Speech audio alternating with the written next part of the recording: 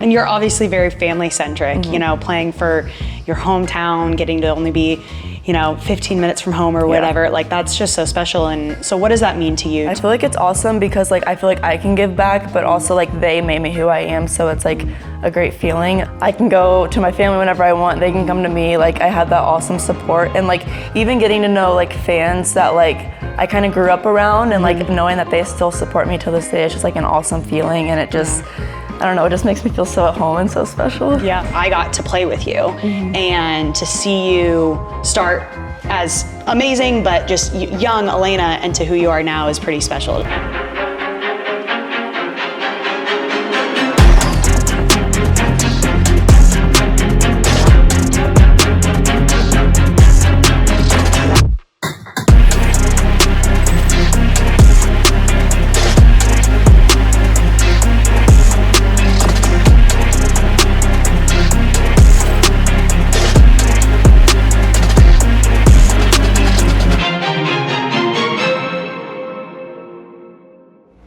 Welcome to Beyond the Court, where we dive into the stories of powerful female athletes.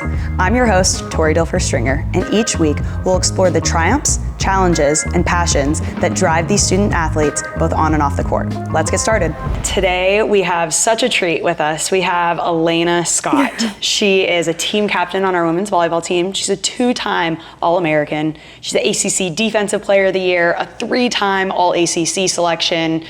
She's obviously pretty fantastic. So thank you for being here, Elena. Yes, thanks for having me. Yeah, I'm so excited. This is fun because I got to play with you, and to see you start as amazing, but just young Elena into who you are now is pretty special. So to sit down and kind of talk about you and your journey it's just a treat for me. So I'm excited. I'm excited too. Let's start with just, you know, your volleyball journey. How did you start? How'd you end up here? So I was born basically into a volleyball family. My parents met playing volleyball. They both played throughout their whole life, and I have tons of cousins who grew up playing the sport as well. So I would like to say I was born into it. I would play in the backyard all the time, play for my school team, club team. So it's always been a part of my life. I don't really have like a time where I was like not playing volleyball. So it's like kind of made me who I am today. So I've always been around it. Yeah, it's very clear in the way you just know the game. You know, like you're just out there, that's your comfort zone. Like that's just always been so obvious. But you still flew under the radar a little bit in high school. You're from Louisville, went to Mercy Academy, played for PNK Volleyball Club. Tell us, you know, just a little bit about how that was, you know, flying under the radar a little bit, but you end up at, you know, a pretty well-established program like Louisville. Yeah, so I would say I got into volleyball obviously for just like the competitiveness and playing with my family, be around my friends, like that was awesome. And then fortunately my mom made a club called PNK that was family-based. It was for my older sister, but then obviously they made a team for me as well. And that wasn't like a huge club. Like I didn't play for Kiva, or I played for Union my last year, but I played for PNK the majority of my club years. And I think that's like a big part of like who I am and how I play, because it's not like your basic, like, not basic, but like I didn't play for all the clubs. I didn't do all the stuff that people think about. I played for a more, I think, laid back club that helped me just like show who I am as a player, and it wasn't like technique based. It was just like kind of let me do my thing. So I think that had a big part in becoming who I am as a player. But yeah, I would say I was under the radar a little bit. I was a setter.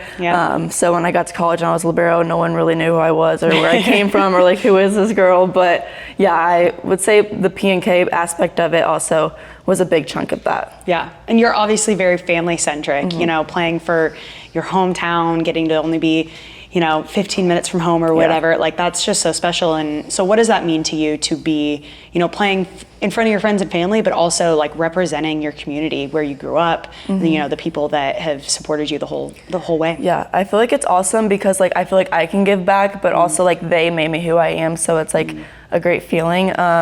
I can go to my family whenever I want. They can come to me. Like I had that awesome support, and like even getting to know like fans that like I kind of grew up around, and like knowing that they still support me to this day, it's just like an awesome feeling, and it just, I don't know, it just makes me feel so at home and so special. Yeah, for sure. Okay, so back to, you said you used to be a setter. No one really knew who you were when you switched to this libero position. I remember we get you and you come in as a freshman, and I'm like, there's no way this girl has never played Libero before. Like, it's just, there's no way. So yeah, talk us through that transition and, you know, what really helped you make that decision. And then also, just how it all happened. Yeah, so I was a setter in club, high school, everything, had expectations to go to college and be a setter as well.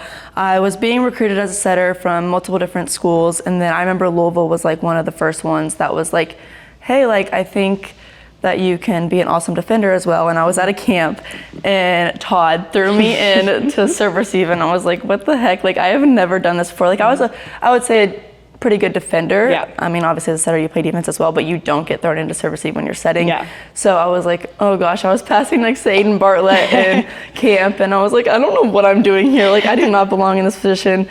And then after that camp, they were like, yeah, like, I think we see a future for you as a libero, and I was like, oh, okay, like, and I remember my mom was thinking that as well, but we never knew if it would work because it was also late. I was like a sophomore at the time, I think, there was no rules at that time, so that was all my friends and like teammates were already committed at that point. So I was like, I don't know if transitioning at this point would kind of put me at risk.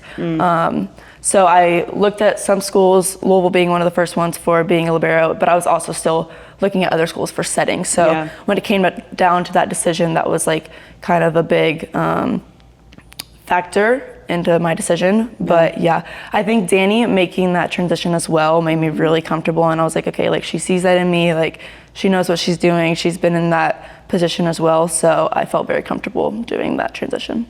Yeah, you looked pretty comfortable. I remember you coming in, I was just like blown away. I was like, wow. Especially being a setter myself, I was like, okay, she probably actually is a better setter than me already, and she can also pass, that's crazy. But man, so I feel like Elena Scott is, you're even keeled. You're competitive, but there's no high highs, there's no low lows. Like, you're just so consistent. How have you been able to maintain that, especially with your rise? I mean, it's no secret, people talk about you. You are one of, if not the best libero in the country. How are you able to just maintain that same mentality, humility, chip on the shoulder mentality?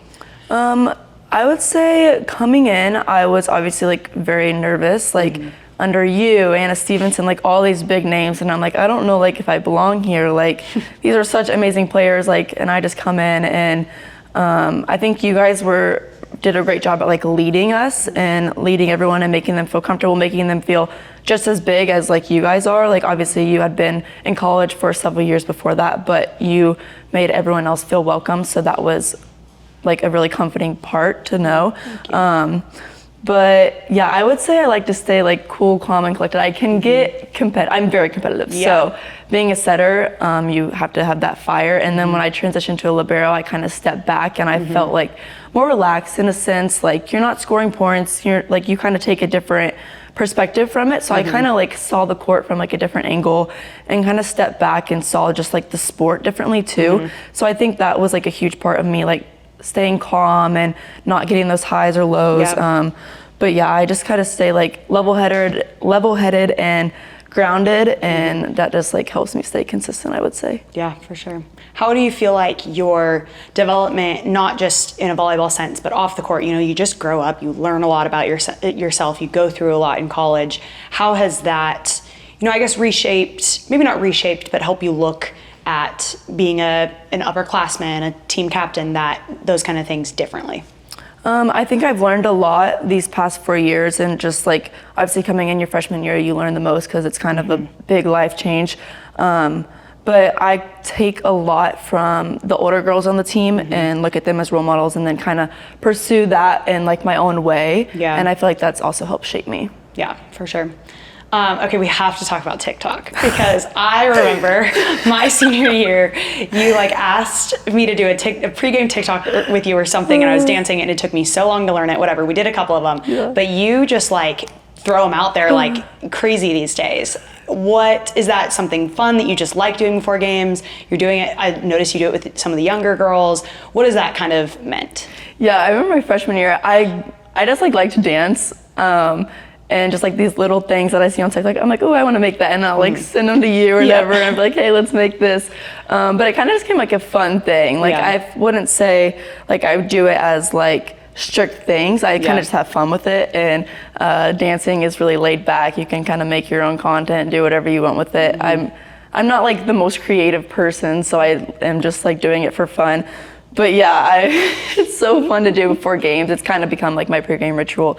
But yeah, it just kind of brings the intense, like it breaks the intensity a little bit and helps me relax. So it's just fun. That's awesome. So going off of that, how has that's kind of opened up some other, social media opportunities. NIL has been enacted your entire career. That's, an interesting thing. You're the first class where you guys have not known a world without NIL being a thing. So how has that kind of impacted you, your career, and just benefited you, especially as a hometown kid? Yeah, I think just like having fun with like social media and not putting too much pressure on yourself has like allowed me to build like my type of brand.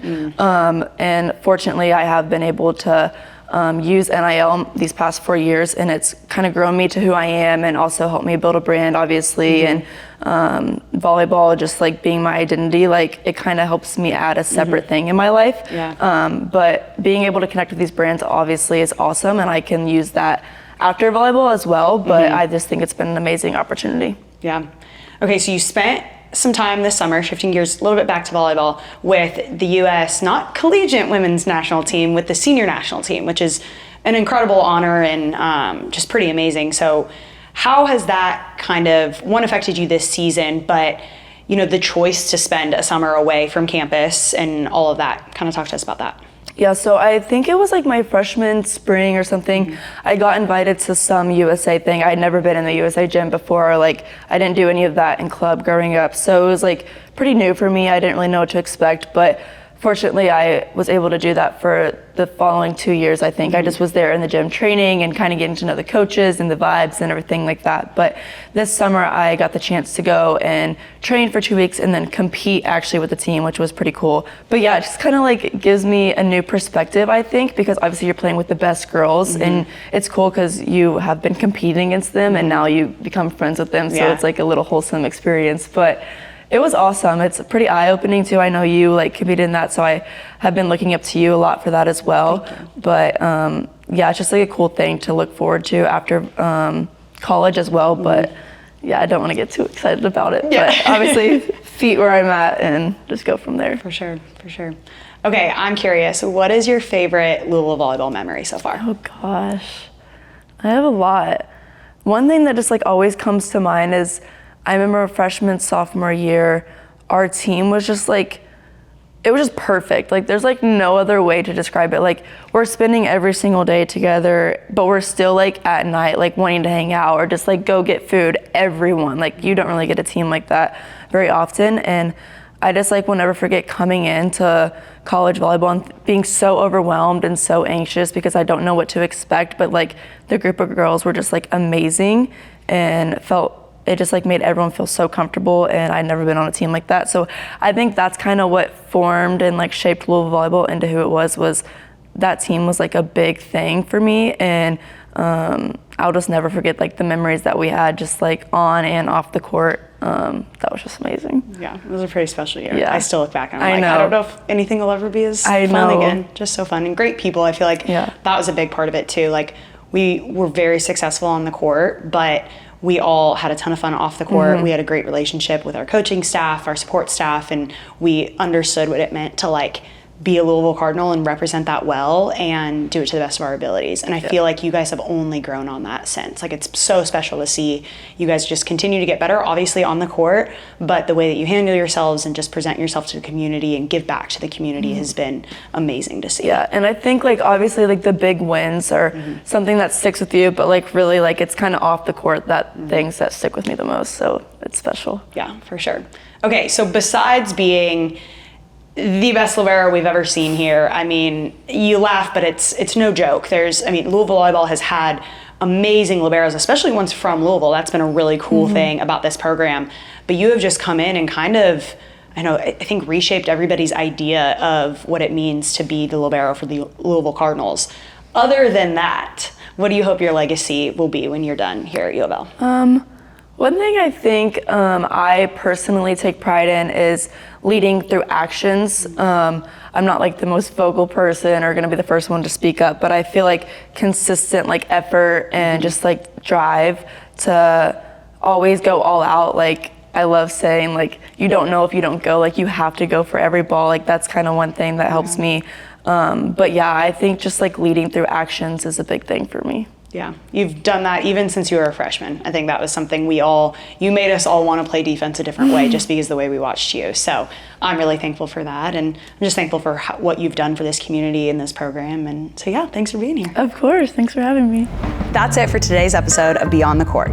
Thanks for joining us, and don't forget to share and subscribe to Floyd Street Media on all platforms. I'm Tori Dilfer-Stringer. We'll see you next time.